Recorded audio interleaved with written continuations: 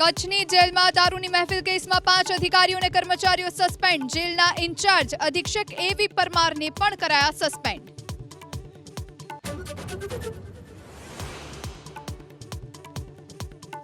રાજ્ય પ્રાથમિક શિક્ષક સંઘની ચૂંટણીમાં પ્રમુખ પદે દિગ્વિજયસિંહ જાડેજાનો વિજય. મહામંત્રી પદે જયમીન પટેલની જીત.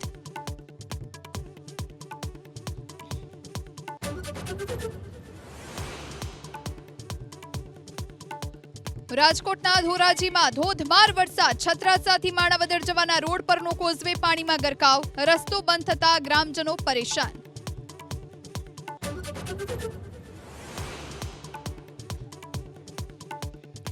ચાર ઇંચ વરસાદમાં વેરાવળમાં જળબંબાકાર. અનેક સોસાયટીઓમાં પાણી ભરાતા જેસીબીની લેવાઈ મદદ. શાળાના કમ્પાઉન્ડ પણ થયા પાણી.